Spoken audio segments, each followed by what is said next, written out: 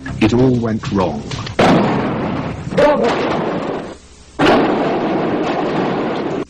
Who's criminal or have killed people could run away, but not me. All the international air workers come to count us and visit us like tourists. It was a refreshing break with tradition, but it would not last.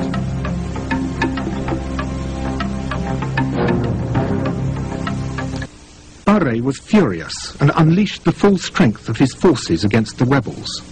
Mercenaries bombed the rebel cities, as many Somali pilots refused to kill their own people. Artillery barrages finished the job. Atrocities were committed by both sides.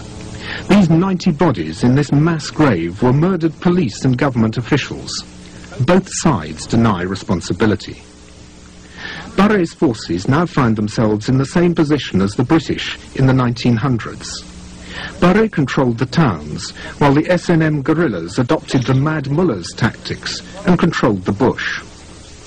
In an attempt to restrict the rebel movements, government forces indiscriminately mined areas where nomads congregated, particularly water wells. 5 years on, these mines are still killing and maiming people, despite the efforts of international clearance teams. Well, I think when terrorists come to occupy or fight with the aim of disconnecting the country, any country in the world should have done this.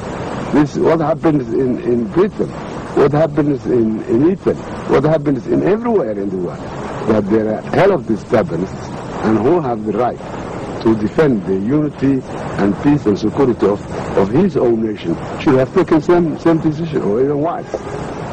Gave instructions that Hargeisa, the second capital of Somalia, should be bombarded and razed to the ground. The savagery of his reaction to the SNM and other opposition groups convinced most of the population that he must go.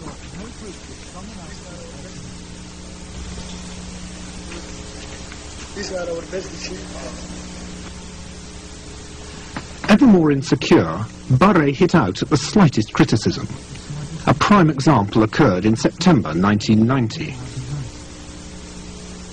In the stadium, 1990, September 1990, he was there to watch a football game. Few people booed at him. He couldn't accept that. How could somebody shout at me? Nobody overthrew me. I left Mogadishu, and I could have preserved the life of the people and the property, the social property of the country. And therefore, I believe, not because I believe, but I am the president of Somali Democratic Republic up to now. In hot pursuit, Xildiidt's forces indulged in an orgy of murder, rape and looting. 500 were bayoneted to death against this pillar.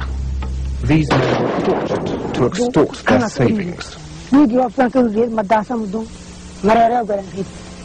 His name is again? His name is Haji Mohamed